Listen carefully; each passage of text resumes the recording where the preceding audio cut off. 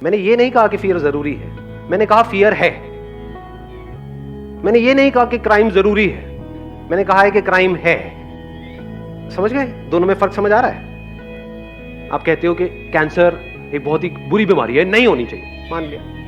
अब नहीं होनी चाहिए, वो है, लेकिन तो वहां से शुरुआत होती है उसका सोल्यूशन निकालने की। फियर है, आपने इसको अच्छे से समझ लिया है। अब सवाल उठता है फियर क्या करता है हमारे साथ। ये फियर, जब भी हम लाइफ में कुछ भी करने वाले होते हैं, कुछ भी कर रहे होते हैं और वो रिजल्ट हमको नहीं मिल रहा होता है, तो फियर हमको पैरालाइज कर देता है। क्या फियर ऐसा करता है? नहीं करता है। इन अदर वर्ड्स, कि जो भी आपका गोल है उससे आप हट जाते हो, ये फियर करता है। तो अब क्या करें? That must be the question. ऐसा होता है, ये नहीं कि ऐसा नहीं होना चाहिए। अब इसका क्या सोल्यूशन है कि जिस वक्त वो फियर आया हमारे अंदर, वो फियर उठा। फियर उठता नहीं है बहुत बार किसी वजह से। अभी हो सकता है आप इस एनवायरनमेंट में उसको फील नहीं कर पा रहे हो, बट जब कुछ ऐसा हो रहा होता है जो उससे बिल्कुल अपोजिट होता है जैसा हम चाहते हैं, तो डर नहीं लगता है। जो हमारे पास होता है उसको खोने का डर नहीं लगता है, जो हम चाह रहे होते हैं उसके ना मिलने का डर नहीं लगता है। तो उस वक्त क्या करें? क्या करें? क्या ये बोले कि फियर नहीं होना चाहिए? क्या फियर से पीछे छुड़ाने के बारे में सोचें, या ये देखें कि फियर से पीछा छूटता कैसे है?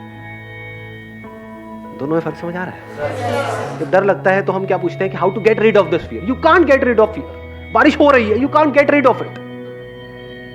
यानी जिस भी वजह से आपको डर लग रहा है, फॉर एग्जांपल आप कहीं पे जॉब कर रहे हो, तो आपके अंदर डर है कि अगर मेरी जॉब चली गई तो क्या होगा, ये है ना।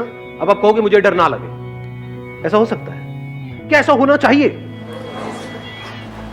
या वो डर लग रहा है क्योंकि कोई ना कोई रीजन है, जैसे कोई बीमारी होती है उसकी वजह से कुछ सिम्टम्स आ रहे हैं बॉडी के लेवल पे, होता है नहीं होता है? मतलब जब कोई अंदर बीमारी होती है, कोई बैक्टीरिया है, कोई वायरस है, उसकी वजह से कुछ हो रहा है बॉडी के लेवल पे, स्किन के लेवल पे। एक तो ऑप्शन ये है कि आप बोलो कि ये ना हो, या ये कैसे जल्दी से ठीक हो जाए, मुझे ये बताओ। दूसरा है, अगर आपका एक्चुअल में माइंड तगड़ा है तो आप उसके कॉज तक पहुंच जाओ, जो हो सकता है उससे बिल्कुल अलग हो जो अभी दिख रहा है सरफेस लेवल पे। आप उसके कॉज तक पहुंच गए तो क्या हुआ?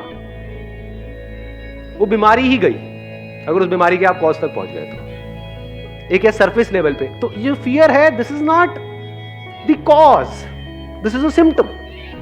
Cause is something else.